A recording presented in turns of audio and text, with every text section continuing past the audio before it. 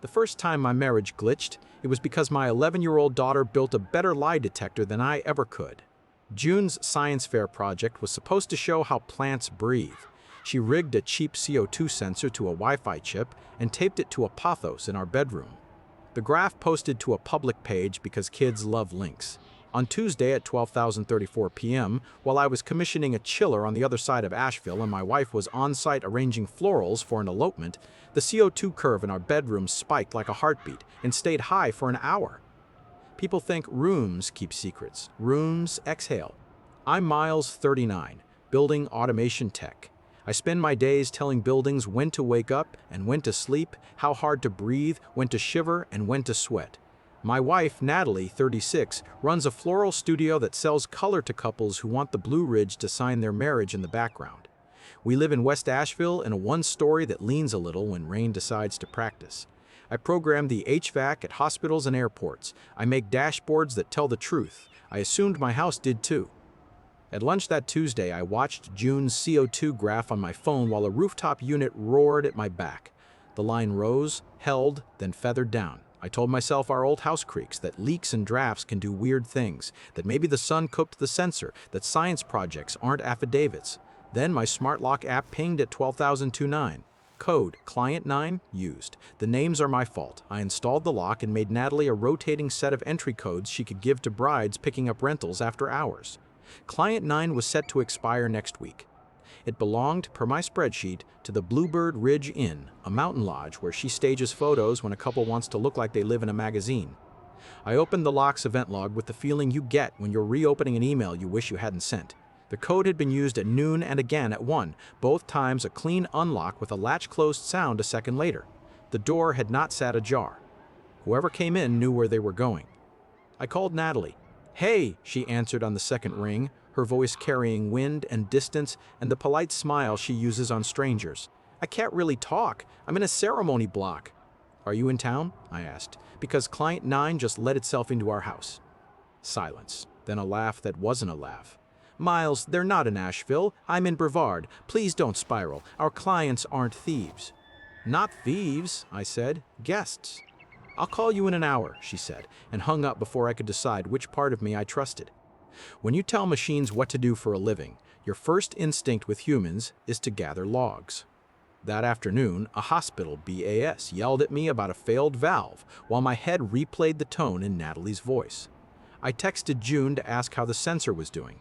She sent a string of exclamation marks and a link to the graph and wrote, "My plant breathes when I'm at school. Low LL." I told her science is surprising. I do not remember resetting the valve actuator.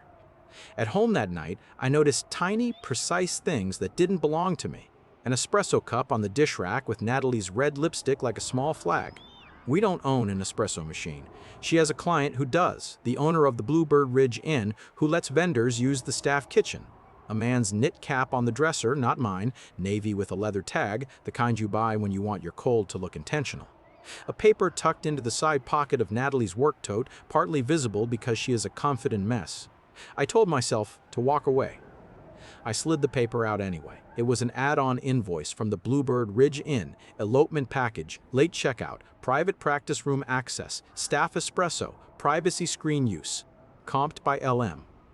LM are the owner's initials. The handwritten note at the bottom said, "Glad we could help." "Who used Client 9 today?" I asked when Natalie came in at 10, sunburned across her nose and smelling like rosemary and ribbon. I held the invoice like a badge. She set a box of vases down and sighed softly, like an elevator arriving at the wrong floor. "Couple from Raleigh. They forgot their vows. It was chaos. I ran home for extra pens and my backup ribbon box." "Please do not weaponize our door history." "Why is Bluebird invoicing you for practice room and privacy screens?" I asked. "It's a venue," she said. "They itemize their nonsense. You, of all people, should respect obsessive logs." "It also says private," I said. "God, Miles," she snapped, finally letting the day peel. "You tune air handlers and suddenly every door is a scandal. Can you just trust me one day?" "Trust is a thermostat you keep nudging warmer even as the room stays cold." I nodded and carried boxes and folded linens that didn't belong in a home, and we went to bed in the room where the plant pretended to do science while the truth held its breath. 2 days later, my buddy Rob from County Parks texted me a photo of a special use permit application with our LLC name typed clean across the top. "You guys renting the quarry next weekend?" he wrote. "Cool spot for vows." The signature block had Natalie's careful penmanship. The purpose line said photos only. The time block overlapped with a gig I knew she had at a hotel near the river. I stared long enough that the letters blurred and became shapes. I asked if I could swing by his office. He shrugged, emojied me, and said to bring coffee. Rob showed me what he could without making his day ugly. "We've had complaints about vendors treating public spaces like sets," he said. "You'll be fine, but make sure she's tight on insurance." He tapped an email printout with a finger that smelled like donut glaze. The complaint was from a neighboring permit holder about unauthorized use of the staff cottage. I recognized the sentence from Bluebird's invoice. Practice room, privacy screens. I bit the inside of my cheek until I tasted iron. That night, I didn't need a log to tell me I wouldn't sleep. I walked the hallway like a system I needed to keep online. I found June's project page again and stared at Tuesday's spike standing there in the phone's neon, proof of something I could not rinse off. I opened Find My and watched our shared AirPods dot hover at the Bluebird Ridge Inn again, even though Natalie, next to me on the couch, was editing photos with her knees curled under her like a little girl. "Charging in the van," she said when she saw my glance. "Battery shot." On Saturday, I drove June to a robotics meet and sat in a gym full of kids making small machines dance to pre-written music, while a different machine behind my ribs kicked in odd time. At noon, my lock pinged again. Client, 9. 30 seconds later, again. I texted Natalie, no reply. I checked my Nest Cam feed and caught a still frame. Someone had placed a privacy screen just inside the door. My own camera showed me an arrangement designed to not show me anything. I sat in the bleachers and swallowed a noise. I am not proud of what I did next, but pride had left the building 2 days ago. I took a thin air tag from my truck's glove box, the one I keep to recover stolen job site tools, and I slid it into a bouquet wrapping before Natalie's assistant picked up the van. If I were in court right now, I would argue the intent was inventory control. The truth is smaller and less noble. I wanted to watch the dot move if my heart did. The dot went to Bluebird. It lingered there while my phone showed lock events at home, and June's CO2 graph did not move because June had taken the sensor to show a judge. The dot left Bluebird and slid up the mountain highway to a motel I knew only by its sign, the kind that promises Creekside and delivers radiator hiss. The bouquet had not gone to a bride, it had gone to a door. My finger hovered over a number I had only ever used for emergencies. I called Natalie, straight to voicemail. I drove up because when you spend your life listening to buildings confess, you start to chase the rooms that are lying. I parked 2 blocks away and walked like a man lost in thought. The motel's balcony railings looked like they could cut you. Room 3B had the privacy screen propped outside like a joke I wasn't invited to understand. I didn't knock. I didn't want the scene. I wanted the picture. I turned and got what I came for without meaning to through the window of a parked Subaru, a reflection with Natalie's hair, her hand in someone else's, a man whose face I recognized from a footer credit on 3 of her recent Instagram posts. Photos by Luca Morel. He is good with light and things he didn't build. On the drive home, my phone buzzed with a PayPal email for a payment from Morel Studio, LLC, 48 hours previous. Natalie's business account forwarded every invoice to our family email because buying printers makes me physically angry. The subject line said, consulting. The memo line said, creative retainer as discussed. I knew just enough about Stripe and PayPal to click through and see what I wasn't supposed to. The payer email traced to a domain with Luca's name. The bank account the money had landed in was ours. The next line showed a transfer out an hour later to a different account number ending in digits I did not recognize. I have a head for numbers. I keep our mortgage, the kids' 529s, the truck loan, and the studio line all in a spreadsheet with tabs, color-coded like a prayer. The digits on the transfer did not belong to us. I printed the chain and put it under a magnet when I got home. The same dumb gas pump magnet I use for tax reminders. I wanted to see the theft every time I reached for milk. Sunday morning, June won second place for making invisible breath visible in an ugly classroom. We clapped. We got pancakes. Natalie hugged her at the door and said, I am so proud I could evaporate. Something in me wanted to be soft. The magnet on the fridge flashed. I gave up soft. Who is Luca? I asked. Doughy and dangerous in our kitchen, the one room that still felt like mine. A colleague, she said too fast. Too fast. He paid you a retainer and you transferred it out, I said. Creative work, she said. Contractors, assistants, you don't get how this industry works. I understand money, I said. I understand doors. I understand the difference between a room for vows and a room for practice. I understand this privacy screen is not a vow. She pressed her fingers to her brow the way she does when a migraine is playing dress-up as stress. Don't do this here, not in front of June. June looked up from her plate. What's a retainer? She asked. A belt for adults, I said, and my joke sounded like a twist tie on a grenade. Natalie's face softened a fraction. Can we sit tonight and be humans? She asked. I will show you everything. The invoices, the messages. You can bring your spreadsheets like it's Christmas. Just don't make our daughter carry your suspicion. I nodded because I could not say anything else that would let this day continue without breaking something I couldn't fix. June ate another pancake. Natalie kissed my cheek. It felt like an apology from a stranger. That night, after June fell asleep in a fort of blankets merciful enough to look like childhood, we sat at the table with our laptops open like knives. Natalie showed me emails from brides, nice ones and crazy ones, the frenzy of vendors trying to make images look like promises. She showed me conversations with the Bluebird owner about vendor perks, and if I squinted, I could pretend the privacy screen was an ugly generosity instead of a portable wall. She showed me DMs where Luca pitched a collaboration, and she said she was flattered, and then she said yes, and then nothing that mattered was typed at all. Say it, I said.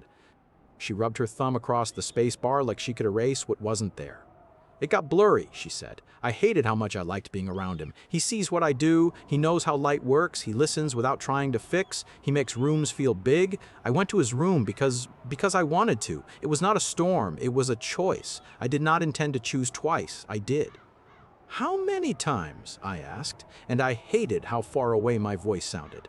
Twice, she said. Once 6 weeks ago, once on Saturday. The rest was electricity and stupid jokes and the kind of attention that makes you forget rain exists. The transfer out? I asked. He needed a camera body replaced mid-shoot, she said. He fronted a ton of work during my busy season for free, helped me salvage a bride's meltdown. I told myself it was clean to reimburse him through me because I was the client. It wasn't our money. It was a retainer he paid and I moved. It looks worse than it is. It looks like a pipeline, I said. Money in under the word retainer, money out under the word gratitude. She folded her hands and looked at me with the kind of nakedness that makes you dizzy. I will show you the Stripe dashboard, she said. I will sign whatever you want me to sign. I will freeze everything you want frozen. I will stop with Luca. I will write the venue owner and apologize for abusing vendor perks. I will never use those words again. I will fire lattes. Miles, I will do anything to not lose the life we built. Do you want him? I asked quietly, because sometimes the corniest question is the only true one. I want the feeling of not being the person who keeps track of napkins, she said. I want to not be a mother and a florist and an inbox all the time. He made a room that looked like the version of me I thought I'd meet at 25. That's what I want, not him. He's a person who takes pictures and kisses with his eyes open. I want to not be so exhausted that someone else's attention feels like oxygen. I pressed my palms against the table until the grain imprinted my skin. I can't fix your oxygen, I said. I can fix the locks and the accounts and the parts of me that choose stasis. I can't fix wanting. For once, we did not sprint to war. We went to a lawyer's office with carpeting that hides tears and sat with a woman who says words like equitable division without grimacing. We froze the studio accounts. We took me off autopay for vendor cards I didn't know existed. We set boundaries so tight around vendor perks that the phrase makes me itch. We pulled our cameras from any place they might show rooms that weren't ours. We printed Stripe logs and PayPal logs and put them in a school binder because paper calms me. We moved money into a new kids fund and made withdrawals require both our signatures because humiliation had learned to read our signatures too fast. We told June in 10-year-old language that grown-ups make mistakes and grown-ups fix them, and science projects sometimes tell stories we have to listen to. Luca moved on to a couple who wanted their love to look like a music video. The Bluebird owner changed their policy on practice rooms and took me out for black coffee one morning and said, I should have never comped privacy. When you name it, they use it. Natalie took 3 months of smaller weddings and one enormous apology while she made things right with vendors she'd overstepped. I checked the lock logs less and the CO2 graph not at all.